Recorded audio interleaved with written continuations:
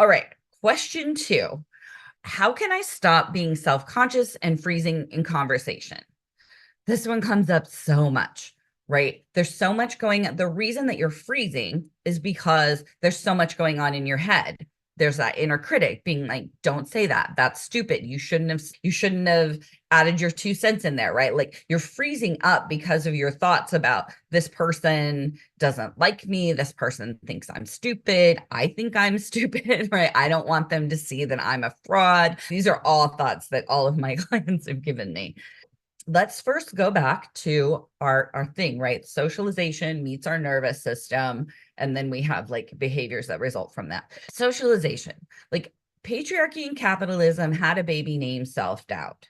Self-doubt is freaking profitable, like trillions and trillions of dollars a year, selling you self-care that's meant to tend to your appearance more than it's meant to tend to your soul, right? Or self-help that just basically always tells you you're doing it wrong always, right? Like you're too much or not enough. There's nothing in between, right? But if you buy this product or you take this class or whatever, and I understand there's a little bit of, I don't know, perceived hypocrisy in the self-help idea of being a coach that also teaches you how to help yourself.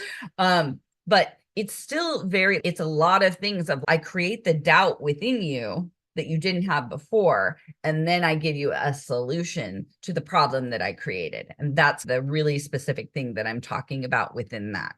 And just always thinking about my self-doubt is so profoundly profitable. What do I want to do about that? So that's the socialization that's so much at play here. And there's going to be a little bit of I'm responsible for other people's feelings. There's a little bit of people pleasing, right? Like I want to give this person in some of these situations, I want to be this person in the conversation that this other person wants me to be so I can get the right feedback because I'm looking externally for validation. Okay. So all of that's at play. Now, in your nervous system. So the thing that I want to call out specifically here, because when you're freezing like that in conversations, what happens when your nervous system is triggered by any one of these things, right? Is that there's less blood in your brain. It literally, like your body is flooded with adrenaline and cortisol. It sends blood to your limbs because it thinks you're about to be chased by a lion. This is what your brain is doing. You're about to be chased by a lion. You don't need any blood in your brain. You need it in your limbs because you got to run for your life, right? Like your brain doesn't know the difference between a psychological threat and like an actual threat. So when you're freezing in those moments, there is actually less blood in your brain. That does make sense that if you're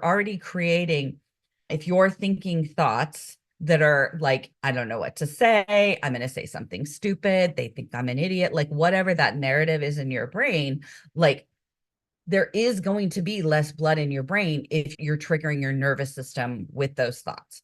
So the other little pieces, like the specific triggers of the fight, flight, freeze, or fawn response, right? You've got a fight response, like we talked about, right? Self-critical thoughts, like, why did you say that? They think you're an idiot. I'm a fraud, right? Like those types of things. And then you have the freeze response where you're just paralyzed, right? And you start second guessing yourself, like telling yourself when you should or should not speak, right? Like what's going to happen, right? Your brain's almost like creating like a telenovela, like highly dramatic thing about if you say the right or wrong thing, or telling yourself, I don't know what to say. And of course, you're going to freeze because your brain has less blood in it, but also you're telling yourself, I don't know what to say. You're closing it. You're closing this. You're like, I'm stuck. Your brain, you're telling yourself, I don't know what I'm going to do here. I can't go anywhere. I can't do anything. I just have to be like paralyzed. Okay. So how do these show up in actual behaviors that are a result of these thoughts? So you get a lot of perfectionism. And then if you don't see, if you're waiting to say the perfect thing, if you only want to speak, if you have the most enlightened thing to say, then you're probably not speaking up much. And then no one can see your worth. So then you're proving your thought true, right? That I shouldn't speak. And then there's the negative self-talk that creates the self-doubt, like we were talking about before. And that leads to you not speaking up. And then there's indecision.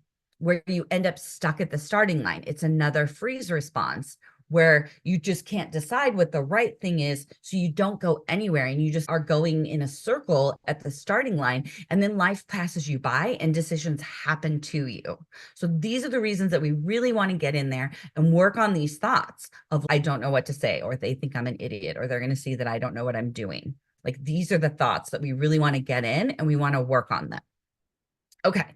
I have Amy, I didn't tell you about this in advance, but in my little doc that I'm working off of, there's a link in here. So what I want to give y'all this time is a little giveaway that I have on mastering high stakes interactions. So I think it's called How to Navigate High Stakes Interactions, like about. And so what I walk you through with some prompts in this little workbook is like, how do you want to leave the interaction? And this doesn't, high stakes is like whatever, right? If you're nervous about this interaction, if you're freezing, whatever, you can run through this every single time you have a meeting where you're worried that you're going to freeze up. So what we decide is, how do you want to leave the interaction? So let's say you're going to go ask for a raise. Like, it really is, like, it does feel like high stakes, right? And you want to leave feeling like, I made my case, like I showed up as my best self, regardless of what the outcome is, because we can't put it in there.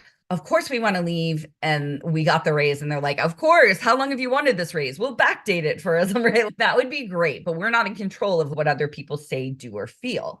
But we are in control of what we say or do or feel. So we come up with, like, how do I want to leave this meeting? I want to leave with my head held high, knowing I made a really solid case for my promotion or my raise or whatever. And so what do I need to do during that interaction to make that my reality? So I need to not get in my own head. I need to prepare well and slow down and speak carefully, right? I don't want to start thinking about what it means, right? I'm not going to start trying to worry about what they're thinking and what they're going to do. And if they're upset with me, I'm not going to do that during the meeting, right? I'm just going to make my case, because those are the actions that I need to take so that I can leave knowing that I did my very best. And then we think about, how do I need to feel to show up that way? Well, I probably need to feel like calm or confident or motivated or something like that. And then what do I need to believe in order to feel about anything, right? About this situation,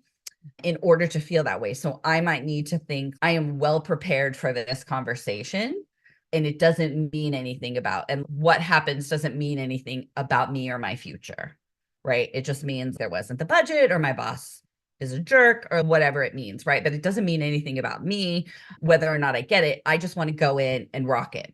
Okay, there's a step-by-step, there's like little prompts, and then even at the end of the workbook, you can make a little page and print it out so that you know exactly what your plan is. And then during the meeting, you just keep coming back. No, I said I wasn't going to get in my head about this.